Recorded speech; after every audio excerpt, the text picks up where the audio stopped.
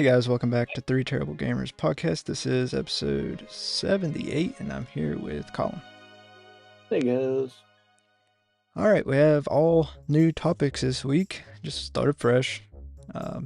Starting up, we have Mandalorian first-person shooter is reported. We know that Respawn Entertainment, the team behind Titanfall, Apex Legends, and Star Wars Jedi series, has a couple of unannounced Star Wars games in the works. It's unclear what form those projects are taking, but according to one report, one of them may star The Mandalorian. So, I mean, that's basic, simple on that one. I don't know. I feel kind of weird about Star Wars games to an extent, just because, which of course up until this point, I thought that, the same, like, Respawn and had a hand in, like, all the Star Wars series, because I know, like, the Battlegrounds are notorious for having microtransactions in them and stuff. But I guess DICE helps in that one, opposed to Respawn. Right. Yeah, I've never been a big Star Wars fan. I've never been able to get into it. I've never even really watched it, honestly. But Same here. I know there's a lot of fans out there, so we'll just cover it for those fans. I mean, don't get me wrong, the Mandalorian show looks pretty cool.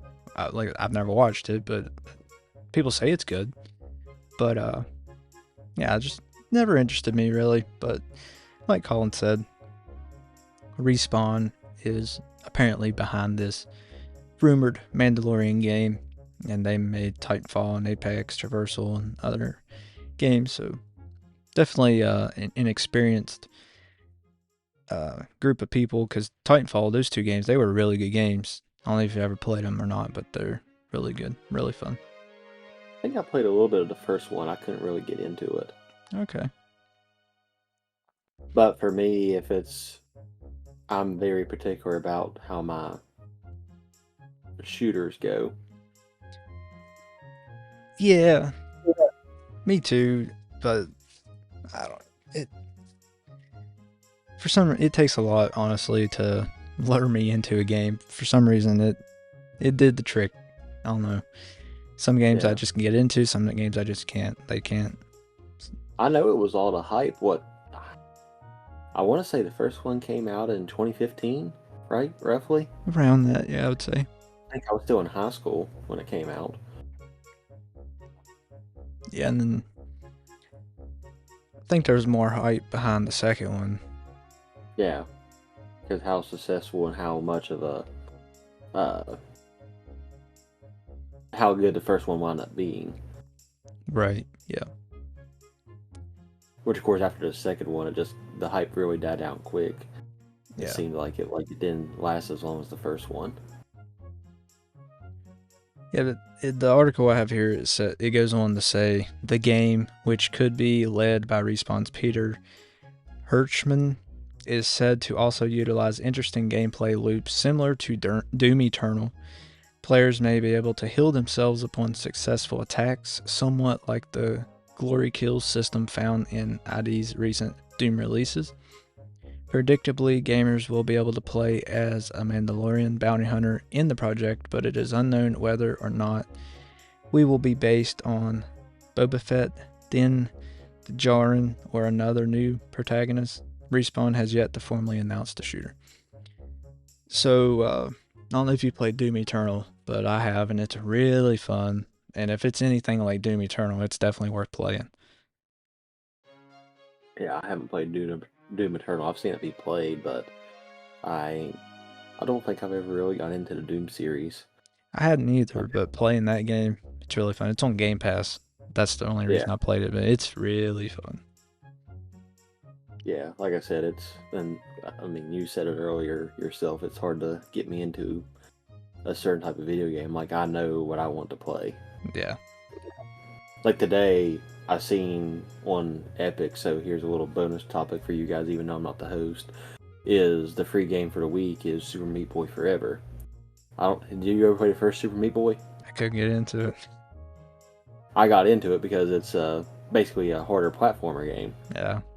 So it's basically like a harder version of Mario, and it mocks you because, it shows you how many times you died and how long it took you to do the whole level. And this one, you don't have no control. It's basically an auto scroller, but you do all your timing stuff, your up downs and everything else. But yeah, I got into it today, and I'm just like, oh yeah, I remembered why this other one was so hard.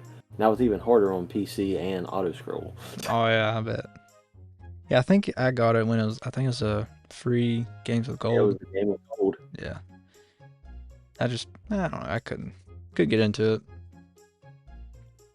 I play my platformers on Nintendo systems. Alright, so finally got that Nintendo Direct partner showcase that's been rumored for the past couple weeks, delayed due to the Xbox. Finally got it, and we have the summary here for you guys. That's the one that I somehow missed and got tangled up with. It's in the third one, so I didn't really do any studying for it. Granted, I watched the whole entire Direct. So, we got the Nintendo Sits confirmed. I'm joking. Yeah. There was nothing. It was all third-party titles for the most part. Which it was rumored to be. Yeah. It was a relatively great showcase. It was kind of disappointing. To me, it was kind of disappointing just because it was no just first-party stuff. Yeah, there was no first-party stuff hardly, or really at all. I say that because I believe there was like a couple Nintendo titles in there. My memory may not be serving me correctly though, but I know there was like a few games on there like I got excited just because how my kids are, and Epic Mickey Rebrushed was showed, that was a game that looked cool as a kid because I believe it came out for the Wii. Yep, 2011. Yeah, and I never did. Yet again, I wasn't a huge Disney person, so didn't really suit my fancy then if it wasn't 2K basketball at the time on the Wii, or basically that was the only thing I was playing on it. And so that one was really the only one that really stood out to me was Epic Mickey, which, yet again, it's, as you said, 2011, so 13 years to do a remaster, and there was 2 of them? Yeah. I believe, but this one's just covering the first one. It's just the first one. Yeah. And this one was a Wii exclusive, and then the second one came out on other platforms too. Gotcha. Yeah, because that was part of the thing with the Wii remote, being able to actually draw with it and stuff like that. Yeah, and then the game actually came with a nunchuck shaped like a paintbrush. Gotcha. Yeah, I didn't know about that part. Mm. Did you get it? I'm assuming. Elizabeth's a huge Disney fan. Yeah, we got it back in the day. She played it. Yeah, I played it too. It was a fun game. I'll probably get it for Switch or try it out or whatever. It was fun. It's worth playing. Good adventure game. Yeah. To be a Mickey game. Yeah. The irony of it being an Epic game after getting invested. I know that was a huge thing in 2000, like you said, 2011. But yeah. The irony of it being called Epic and they just invested $10 million. Now in all these kids are gonna be like, oh, they're putting Epic's name in Mickey now because Disney invested in Epic. Nah. They're already switching their name to Epic Mickey. Yeah. I'll go ahead and I have the whole showcase here. I'm not going to do the whole thing. I'll skip this part because this is a topic later if we get to it. I have some here. Ender Magnolia Bloom of In the Mist, Summer 2024. Arranger, a role puzzling adventure, Summer 2024. Now this is my favorite right here. Unicorn Overlord. That's the best. I don't even know what that is. Right there. Yeah. There's a demo that's out if you guys want to try it out. Knockout Power World. Yeah. Monster Hunter Stories, Summer 2024. Monster Hunter series is pretty good. Hit and miss for me, but has a lot of fans for sure. Disney Epic Mickey Rebrushed 2024. And I'll just go ahead and read the description for it. It says 2011's Epic Mickey is getting touched up for a comeback on Switch. The enhanced remake includes updated graphics, new skills for Mickey, and other improvements. You can learn more here, whatever. That's probably the best one in the entire showcase. That's a really good game. Underrated for sure. Not too many people would just go out and try to buy Disney games. True, right. Unless you already have some sort of fandom or Well, fan you base. think, though, usually Mickey's, it's a kid's game. Honestly, it's kind of hard for kids. Like, it's more like Zelda tier level difficulty, puzzles, different stuff like that. Yeah, that makes sense being an adventure game. Mm-hmm. And then Shin Is it Megami. linear or is it kind of open world? It's kind of like the older Zeldas, like open world, but you have a set path that you need to do, and you have to do it in certain order, or you'll mess up, and you gotta kind of start over a certain level or whatever. So there's some places in Zelda games, like if you do something too early, you're done. You have to start the whole game over. So it's not quite that bad, but you do have to start some levels over if you mess up. But Shin Megami Tensei 5 Vengeance, June 21st. I've never been a big Shin Megami Tensei fan, but I know there's a ton of them out there, so I figured I'd throw it in there for you guys. Talked about Star Wars earlier. Star Wars Battlefront Classic Collection, March 14th. The original... Yeah. The original Battlefront games have been remastered and updated with features such as new playable characters. I'm not going to read that. Super Monkey Ball Banana Rumble, June 25th. That's good. But if you've never played Super Monkey Ball, they're really good games. They the first couple were, I think it was the first two came out on the GameCube. They were really good games. I've talked about it before. It's just one of those types of games that it's a puzzle game. If you like time wasters, it's a good time waster. Yeah. And the one on the Wii you could use your little Wii platform if you had like the Wii Fit trainer thing. Oh, the balance board. Yeah, the balance board. Yeah, that's pretty cool. I didn't play it on the Wii. That's what I had it on. Oh, okay. And then the last one I'm going to read because it's the only one I care about that's left. Rare games on Switch Online. A bundle of classic rare games come to Nintendo Switch Online. Snake, Rattle and Roll, RC, Pro AM, Battletoads in Battle Maniacs, Killer Instinct, and Blast Corps. So I don't really care about those rare games, but the point that rare games are coming to Nintendo Switch Online, and Rare's owned by Xbox now, and Rare also made Banjo-Kazooie, but Banjo-Kazooie is also on Nintendo Switch Online. I'm just saying that we may be seeing other Banjo-Kazooie games come to Nintendo Switch Online sometime in the future, since there's other Rare games going as well. Yeah, Killer Instinct to me is probably going to be the best one, which of course I know back in the day, especially in the arcade cabinets, you had your Mortal Kombat, your Street Fighters, and your Killer Instincts series, so it's all what you prefer, which, yet again, kind of hard to go wrong with a fighting game, especially the older versions. Right. Battletoads, of course, known for its difficulty. Yeah, definitely. Not really a suitable thing for a terrible gamer. Nope. All right, moving on. I called this before the thing even released. I called it PlayStation Portal gets hacked. Yeah, and it was hacked by Google engineers.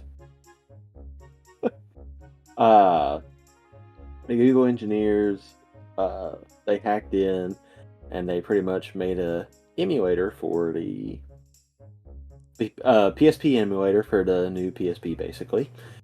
Same abbreviations. Right. And it can be done natively. Obviously, that's how the emulator works. That way you don't have to necessarily run off your PS5. Right. But the two Google engineers have managed to get it's just all the letters PSP, but there's two P's, two S's, two P's.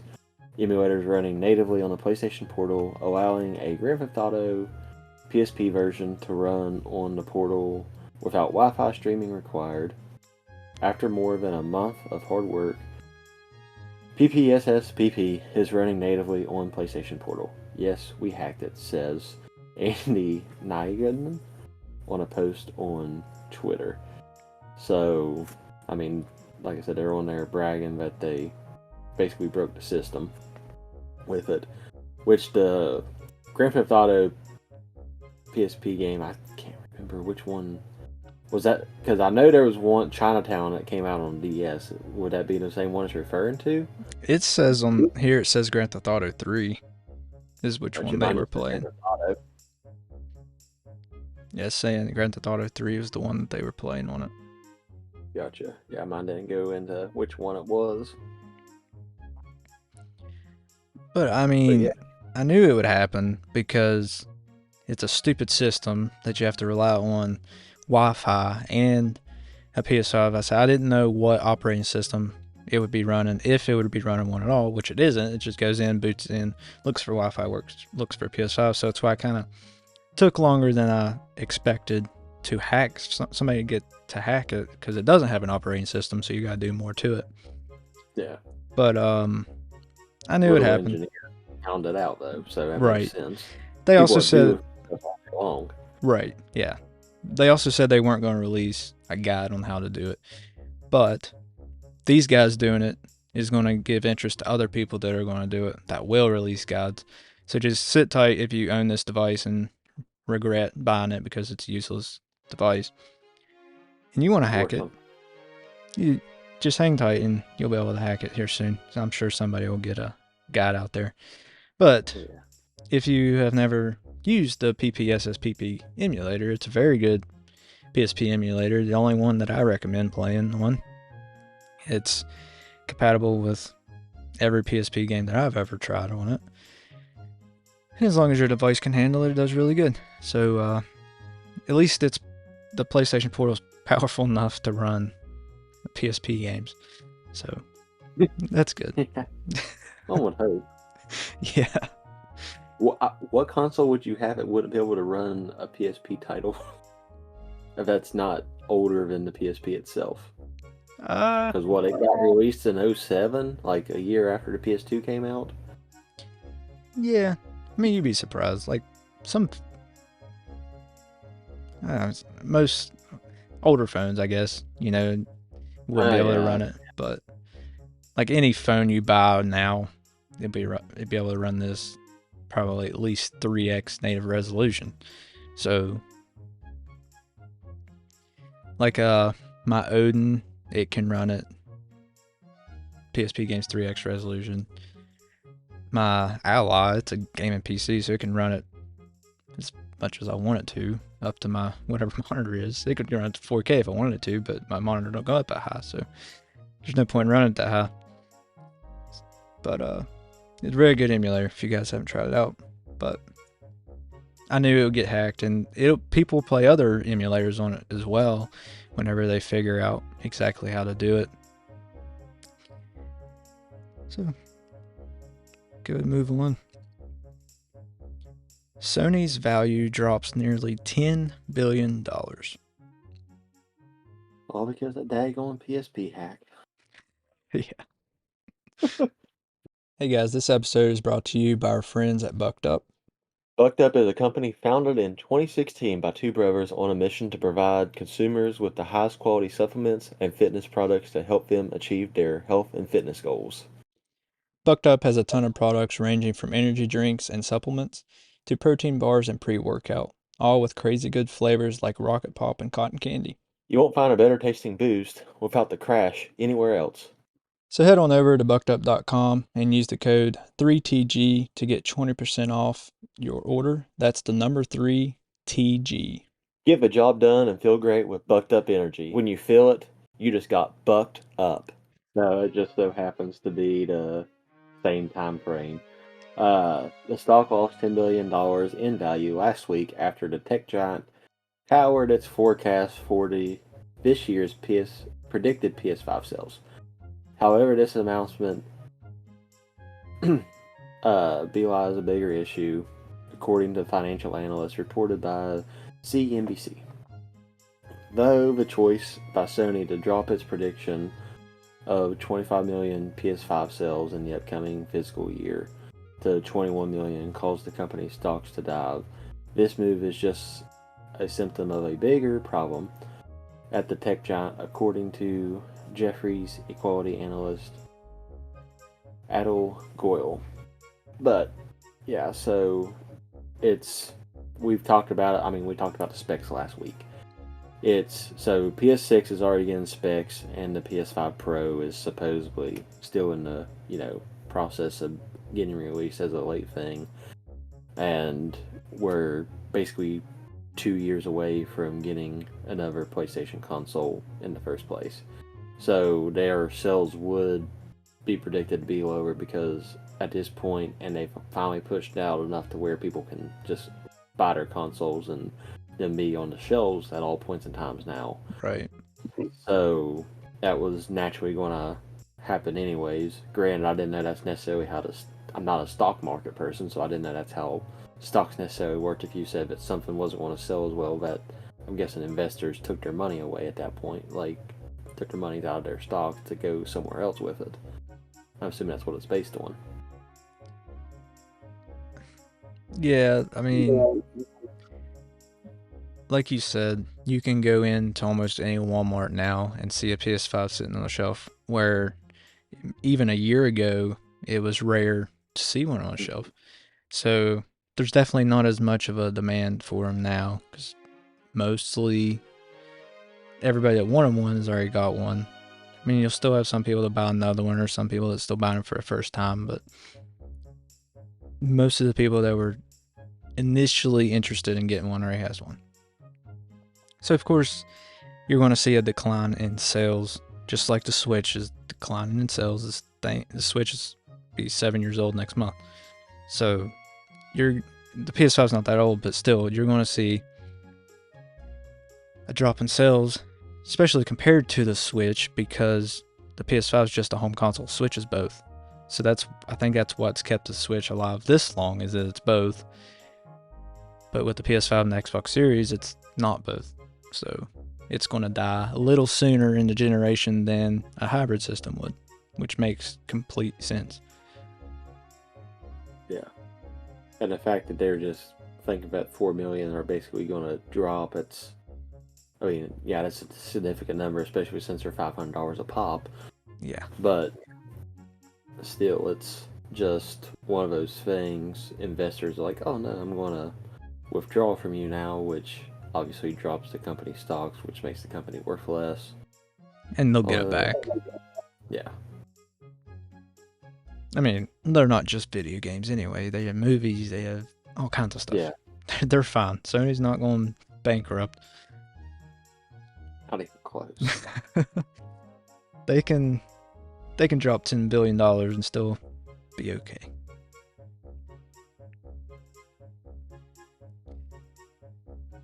Alright. On the other side of this, Nintendo has been named the richest company in Japan. Yeah, take out Sony. That's right. That's what you get for losing $10 billion. Mm-hmm.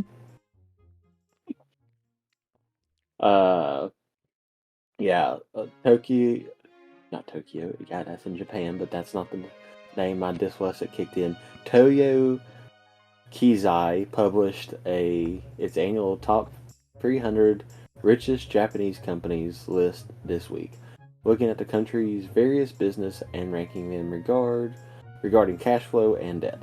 Nintendo is topping the list, still riding the high on the immense financial success of the Nintendo Switch console and the smash hit Super Mario Bros. Wonder. 11 billion.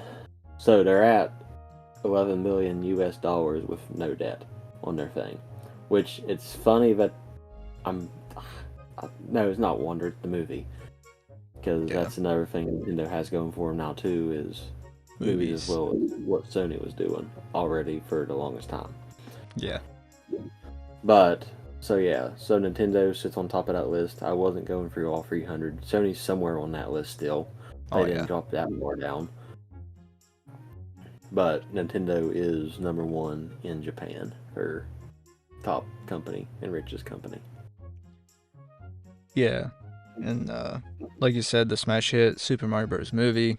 Games-wise, Super Mario Bros. Wonder has sold over 12 million copies, with other notable 2023 releases like The Legend of Zelda, Tears of the Kingdom, and Pikmin 4 has sold up to 30 million copies collectively. So yeah, Nintendo's not hurting at all, obviously.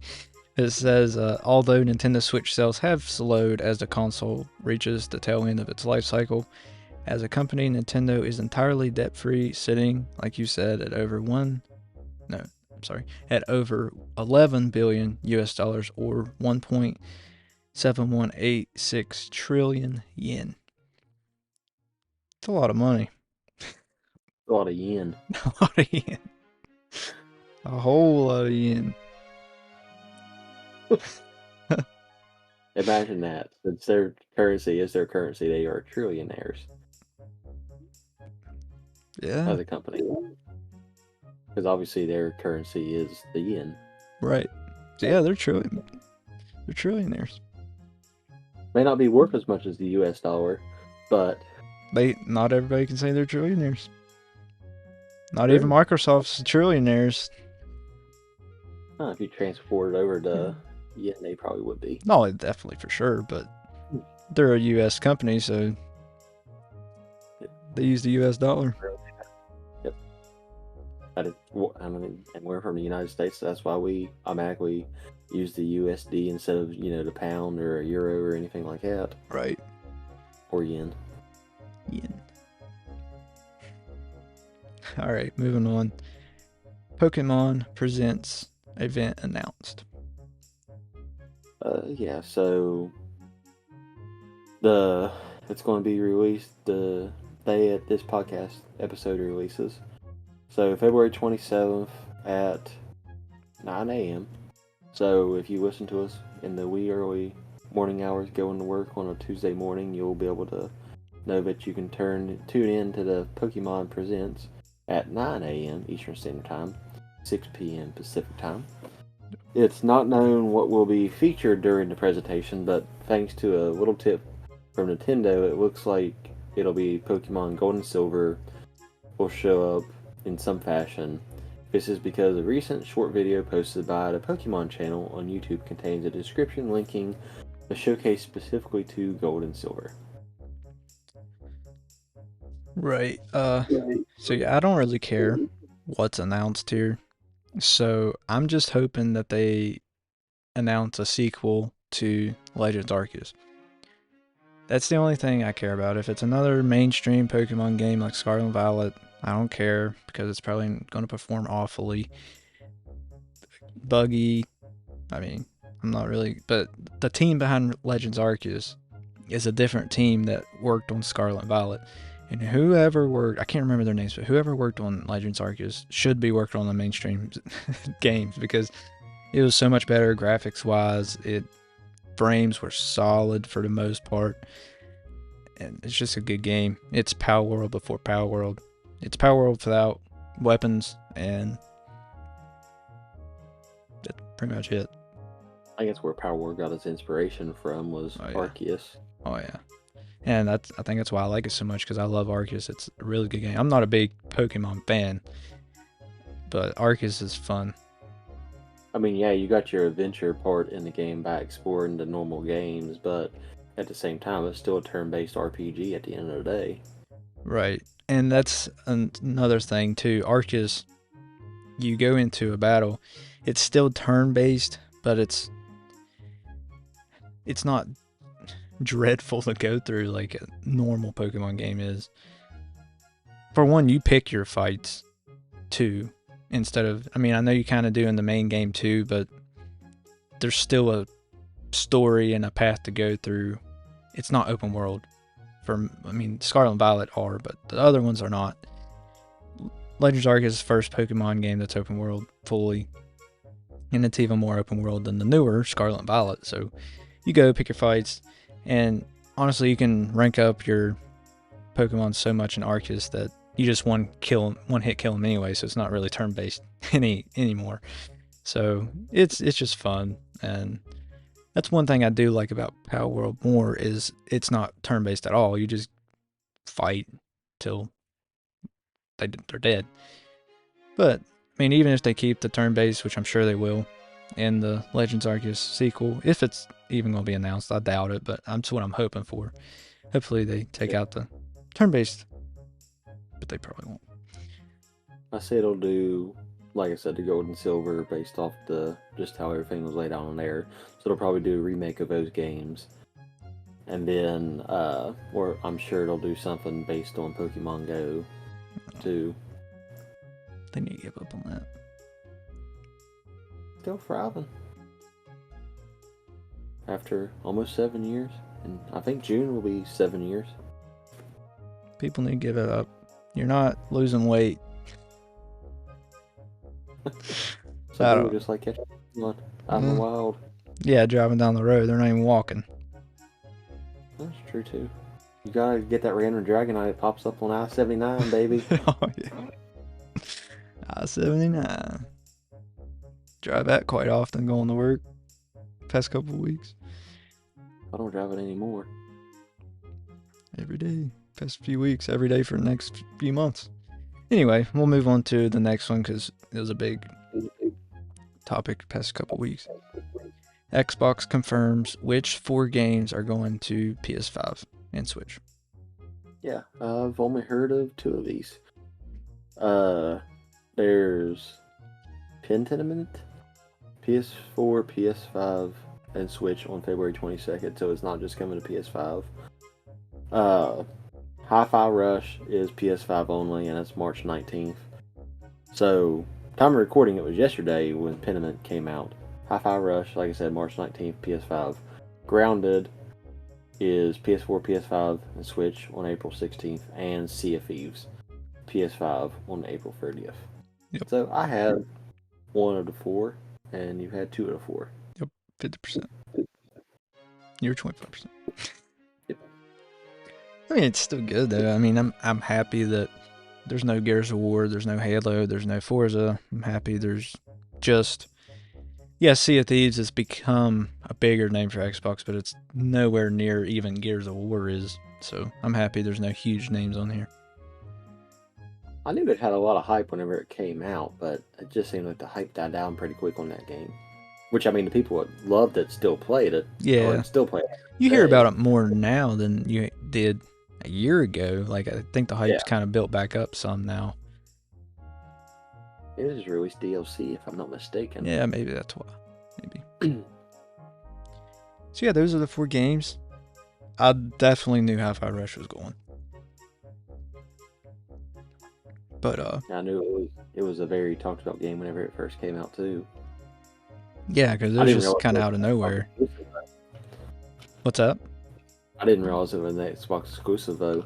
For the longest time. Yeah. Alright guys, that's all the time we have. Thanks for watching or listening, however you got it. Remember, you can always watch us live on Twitch and YouTube. Follow us on all of our podcast socials, our Twitch, YouTube, Discord, Instagram, Twitter, Facebook, TikTok, pretty much on all of them. Our merch on Redbubble. Shout out to Bucked Up for sponsoring this episode. Colin, you have anything? I think that's it. Alright. Thanks for listening. We'll catch you in the next episode. Later, guys.